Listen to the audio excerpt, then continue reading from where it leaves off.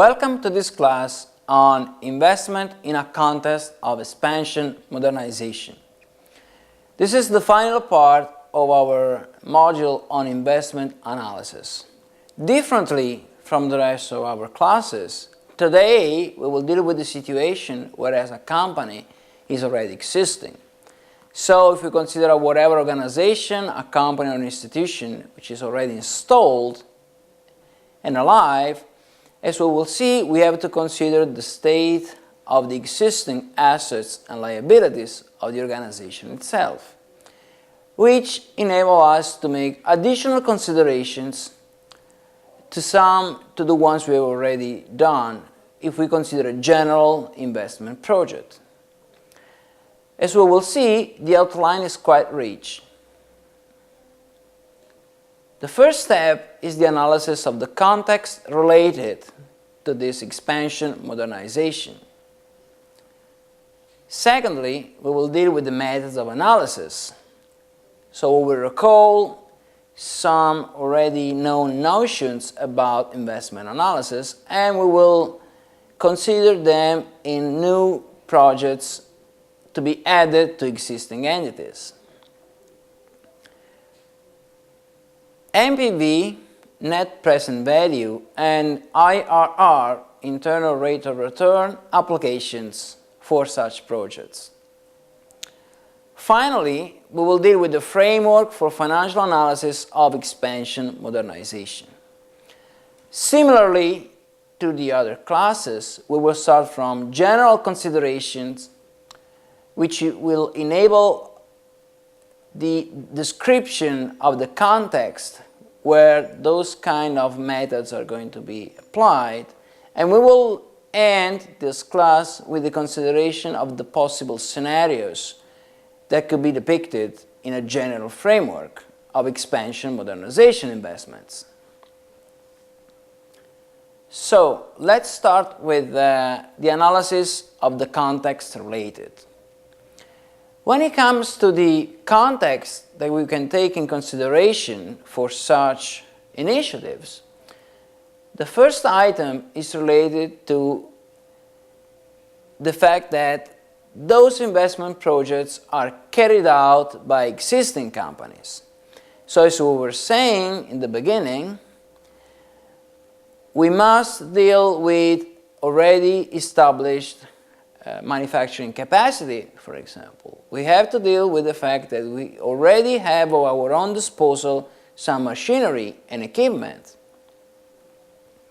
So in order to specify this context a little bit more, we can explore all the different situations in which expansion and modernization could be applied. The first element is the expansion, which is the enhancement of the capacity of a whatever manufacturing plant or the capacity of the delivery if we are dealing with services. So the organization is acquiring new resources, and those new resources are going to be added to be summed to the established amount of assets. It's an enrichment of the original endowment of the company. The second situation is related to modernization, which means that the company is trying to refer to new technologies or new releases of the same technology, or is trying to renovate its machineries or equipment. Rehabilitation is the attempt to revitalize some existing assets. So, for example, if we have some specific assets for a specific business, the modernization and the reusage of such assets for a new venture, a new business, could be labeled as rehabilitation of the same assets. Mergers and acquisitions are another element, another contextual element for modernization and expansion. When we go through mergers, it implies, as you might know, that the organization is going to be merged to a similar organization. So it's just the combination of two or more existing companies, ending up with a whole comprehensive entity. It's the post-merger venture.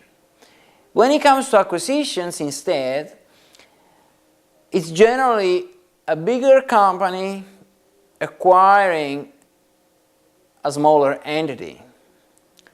In both cases, we have a combination of resources. So the investment itself could not be analyzed without considering in a proper way the already existing resources. The need for intervention is another important contextual element. Need for intervention in such a case means that if we consider a company and this company realizes that is not able to fulfill its customer needs, or it's unable to implement its own strategies, the need for intervention could require the acquisition of additional resources. These additional resources could be considered in the lens of the expansion of the existing activities or the modernization of the existing activities. So even from a strategic point of view, we might consider the need of renovating activities and assets and to expand already existing resources. After having dealt with the context, we could switch to the methods of analysis. As we will see, the methods of analysis are just the same that are regularly implemented and referred to in project investment analysis. What we have to consider from this point till the end, that the scenarios are totally different, whether a single project is going to be implemented from the scratch, or if an existing company is hosting this project as an additional activity.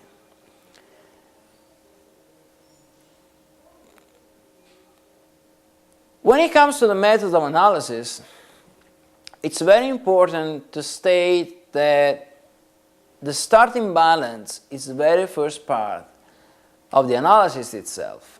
Now, as we will see, when it comes to starting balance, except from the situation when we are exploring a liquidation activity, which means that the company itself is going to be dissolved and we're going through the liquidation of the assets and the estimate of the equivalent in monetary terms of the assets themselves. Apart from this liquidation scenario, all the possible analysis are just trying to foresee the future value of the assets, which means that we start from the assets of a company, we include the liabilities as well, and we consider the shareholders' equity. Lately, we might consider the future funds and resource flow, the residual value of the company, and the joint venture considerations. So, again, apart from the scenario related to the liquidation of company, all these elements are considered in a future perspective. When it comes to liquidation, instead, we consider the past value of such items, and then we try to figure out what is the present value of the items themselves. Of course, the scope and the aim of liquidation versus all the other expansion and modernization analysis is totally different. So when it comes to liquidation, it makes sense to have the present value of already existing assets. When it comes to expansion and modernization, it makes more sense trying to figure out what is the future value of such actions and what is the present value of the future entity of the assets, the liabilities, the shareholder equity, and so on and so forth. These preliminary considerations lead to the specific application of some methods that we are already familiar with. Namely, we will deal with the net present value NPV and internal rate of return IRR applications. So the basic formulas are just the usual ones that are used in whatever financial analysis. What is going to differ from the traditional analysis is the entity and the focus that we're going to consider. Let's start from the net present value.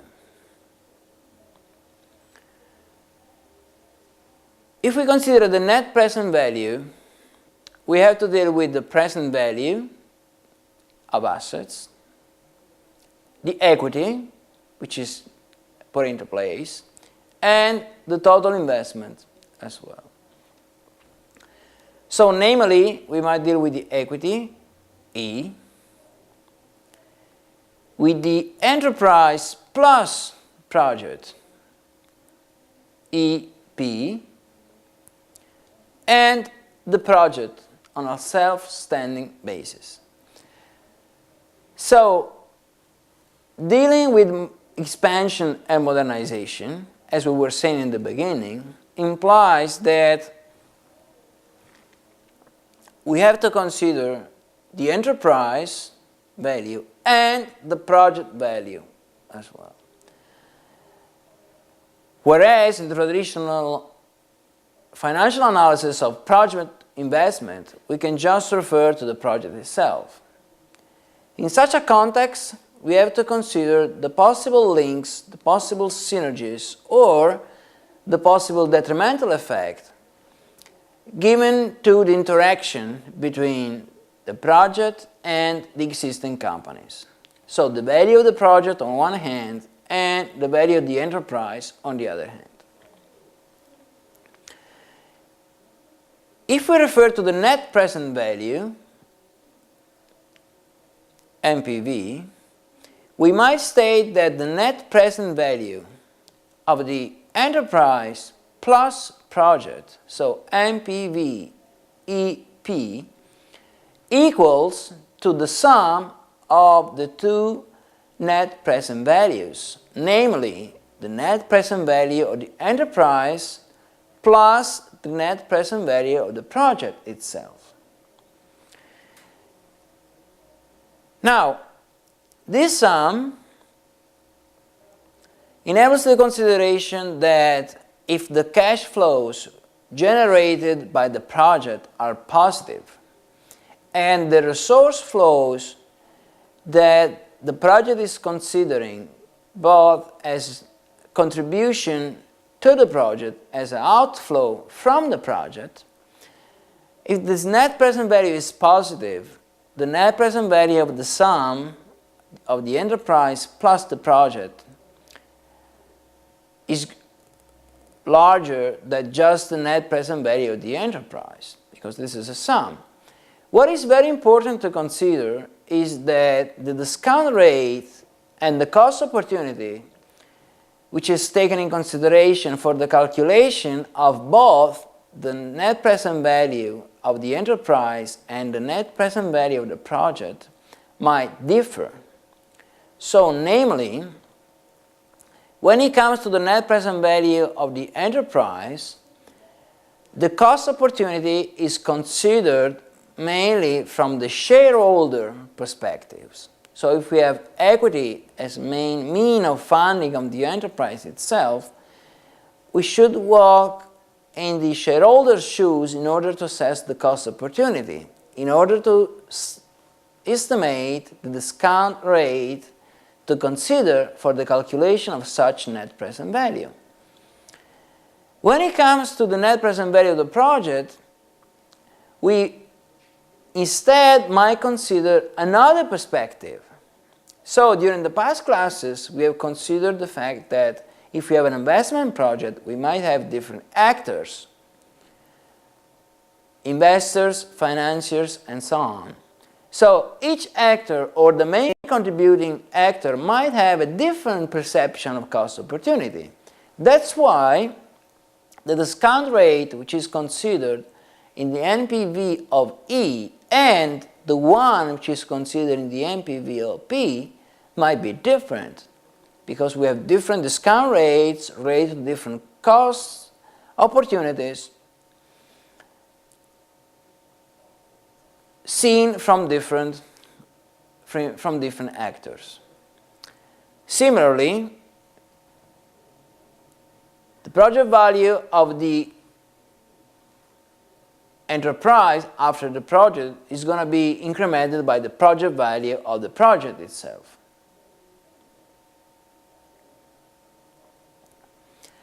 If we refer to the internal rate of return, the equity and the total investment in an expansion modernization investment, we have to compare the internal rate of return of the enterprise, E again, of the enterprise plus project, EP again, and the project itself. Now, when it comes to the internal rate of return, the project is workable, is feasible by the organization if the internal rate of return of the enterprise plus the project is larger than the internal rate of return of the enterprise itself.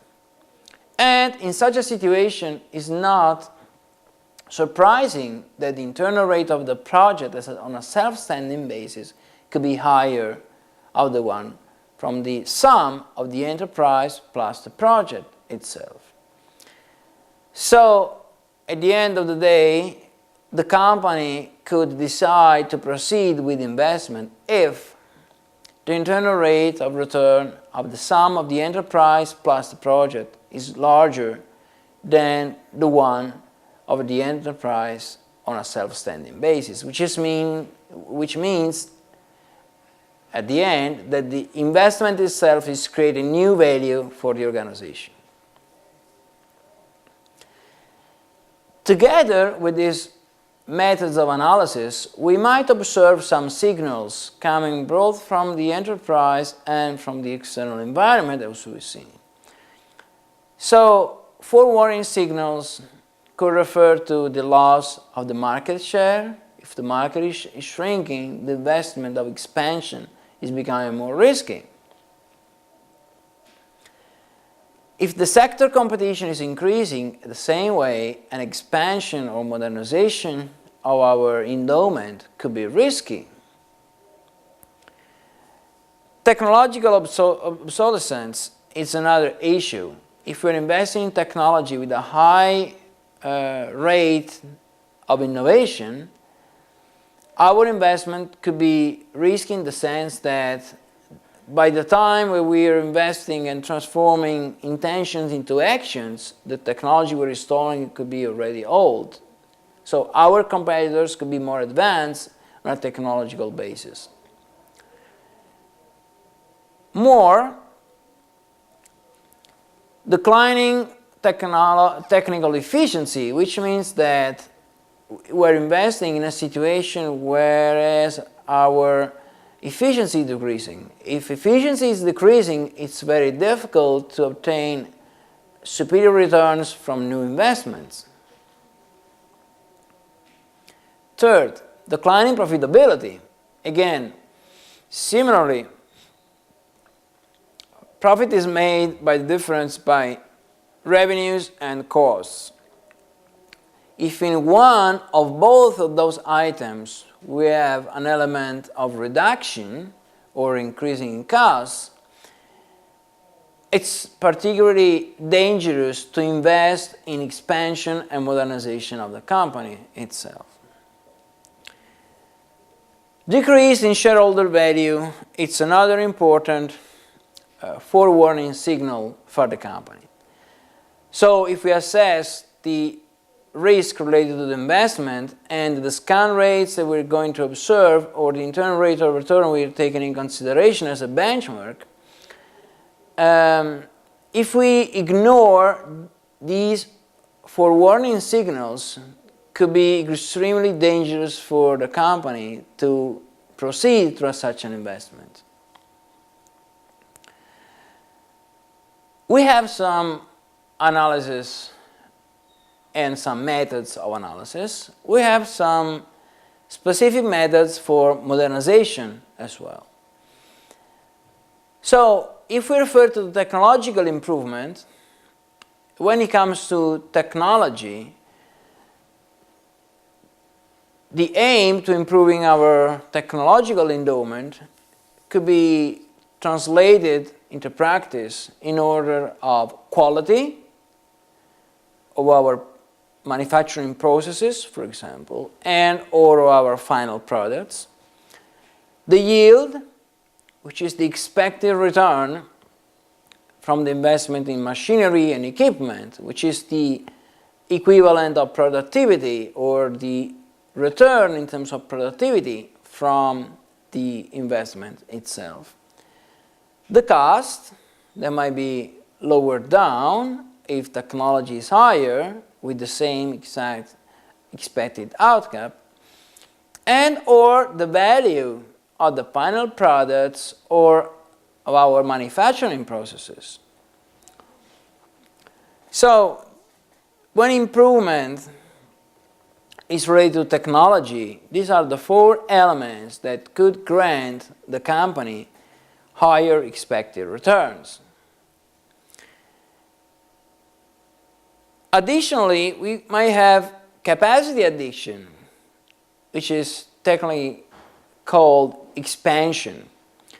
So if we have a plant, we are increasing the size, we're increasing the capacity of this plant.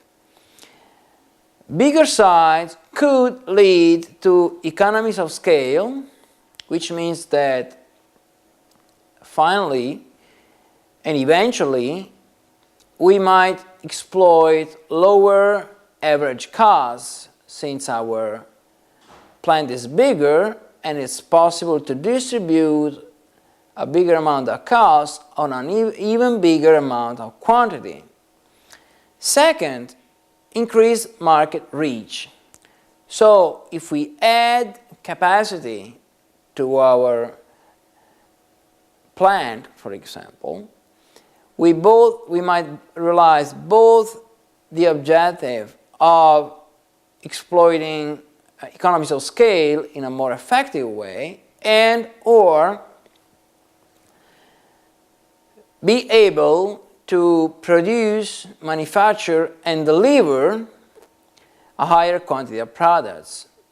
And if demand is increasing, or if competition is favorable to our enterprise, we might end with a higher market share. So we might increase our market reach.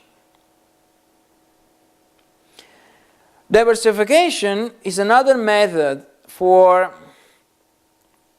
expanding or modernizing our company. When it comes to diversification, we have several links with the strategy of our enterprise, both the business strategy and the competitive strategy and the general corporate strategy. So we might have product differentiation. So in such a case, means that the enterprise is trying to enhance the level of quality of its own products and services,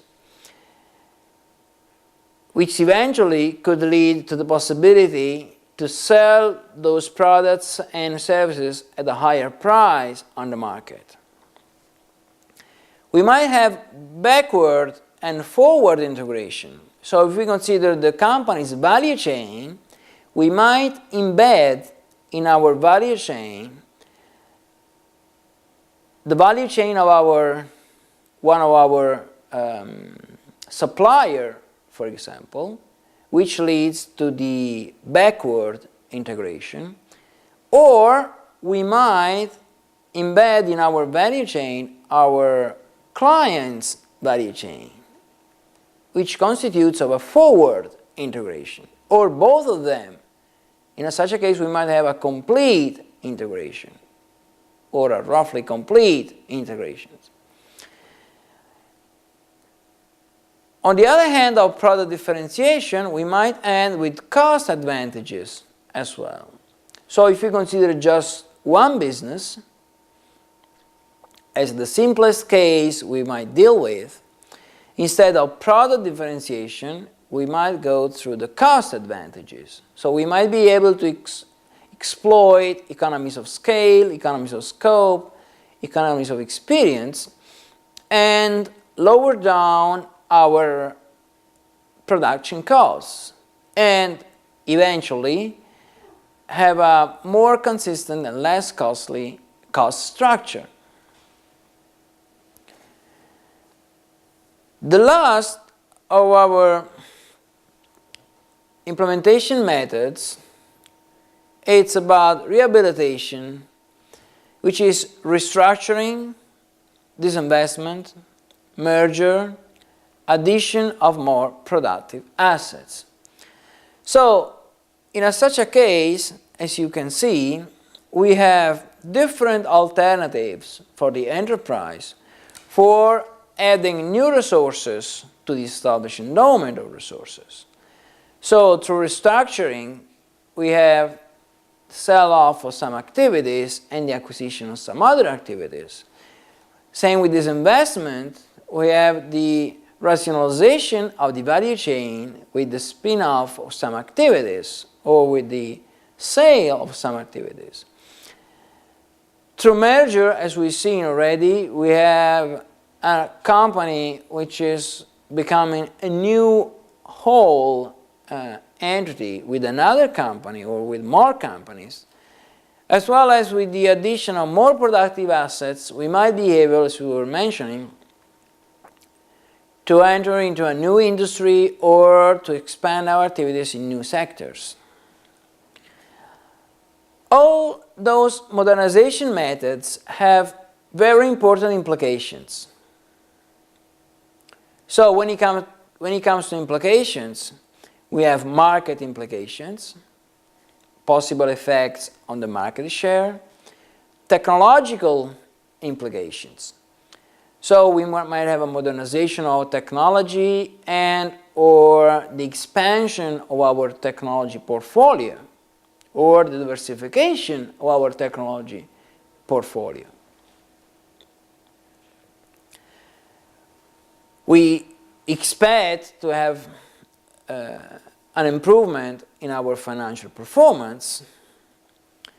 We have to deal with organization and staffing. So if a company expanding its range of activities, then we have to acquire and hire new personnel, and we have to restructure the organizational chart. Eventually, we might deal with the increase in enterprise valuation. So if the project is consistent with the installed assets and if the project is creating value for the company, we might go through an increase of the enterprise valuation. The last aspect we're dealing with is the framework for financial analysis of expansion modernization. So we have considered all the necessary items so far, and we can frame them, putting them all together and ending with a coherent and consistent overall framework for financial analysis. So, as we were saying, we start with the starting balance and t equals 0. So we assume that we start from a certain time. We fix the data for the existing operations. So we collect data on everything which is already existing in the company. And then we have to add some operational data for the project. So it's always very important to distinguish what is about the already existing enterprise and what is about the new venture, the new project. Considering this time, T0, and considering the fact that we have something already existing, and then the fact that we have to add an additional activity, it's easy to have the measurement of the incremental effects of the project upon the existing company. So we have to calculate the difference between the situation with and without the project. So as we will see, we will end up to different scenarios, and these different scenarios are made of consistent value of the existing company with and without the project. So where does this difference come from? This difference might be related to the different effect of economies of scale. So if we can exploit additional critical mass, we might have positive effects, so benefits from the exploitation of a bigger endowment of resources. On the contrary, if the coordination costs are higher than economies of scale, then probably the investment is not going to be convenient for our company. It's destroying value instead of creating new value for the company. Second, changes in technological coefficient, enterprise and project. The technological coefficient is the degree of exploitation of the technology related to manufacturing or of whatever operational activity. So if we have different situations between with and without the project, the investments could be made if we have an improvement in technological coefficient, or if we are creating more value without interfering with the technology coefficient related to E, to the enterprise. Temporal extension of operations might be different between with and without the project. So if you have time interferences in the situation between with and without the project, this is another element that should be taken in consideration. So if the length of the project is not consistent with the expected returns of the company, then it might be very difficult to justify such an investment in terms of expansion and modernization. In details, we might see what is the significance of the starting balance. So we start from these two considerations: the opportunity cost of the existing asset on one hand, and the impacts on future financial flows. So if we compare the opportunity cost and the impacts of future financial flows, it's possible to consider the starting balance as an important item for this incremental evaluation. In details, when it comes to financial flows, we might have three main sources of these flows. The first one is related to the inventories, receivable and payables.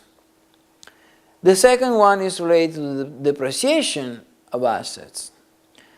And the third one is related to debt service and other obligation.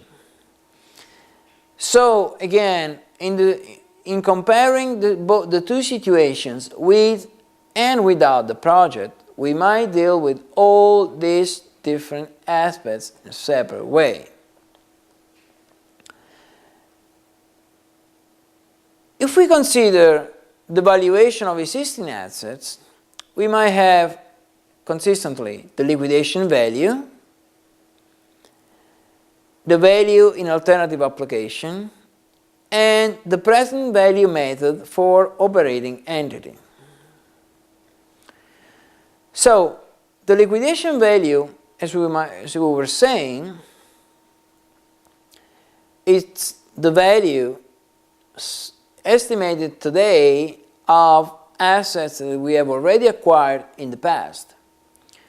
So it's a lump sum prudential evaluation of what we might realize if we sell our assets on the market today. When it comes to the evaluation in alternative applications, it's related to the fact that the same amount of assets, the same amount of capital, the same exact physical resources, instead of being added to the existing company as a new project, a new incremental project, might be used in a different way for different applications. And since the value is different from one application to the other, then we have a lot of alternatives that should be considered in our investment evaluation. If we consider the present value or the net present value method, it might be easier to compare all these different situations. It might be easier, as we will see, to compare all these different scenarios. So, to sum up, again, when it comes to the possible scenarios, we have the first alternative, whereas the enterprise does nothing, which is called the without project scenario. So, after the investigation, the enterprise itself decides not to proceed with the investment. If the enterprise is belonging to a wider group, a holding, it could be that the same investment could be carried out by a different business unit or another business entity or a different enterprise within the same holding. This is called resource allocation or optimal resource allocation. So the without project scenario doesn't necessarily imply that the investment is brutally discarded, since it could be implemented in a different enterprise within the same group. If the investment has a green light, so the project is implemented, then we have two different scenarios. We have the enterprise plus the project scenario, and then we have the project in isolation. In such a situation, we have the so-called the analysis of the incremental effect. So, in graphical terms, we have three different scenarios of interest. Just the existing enterprise, so we decide not to proceed through the investment. Then we have the combined situation, the existing enterprise and the project. And then we have the third situation, whereas the existing enterprise and the project are considered as separate entities. Well, it's everything for today. Please refer to our website for any additional information. And in this specific case, we might refer to our related documents for a practical example of what we've depicted in a theoretical way. Thank you.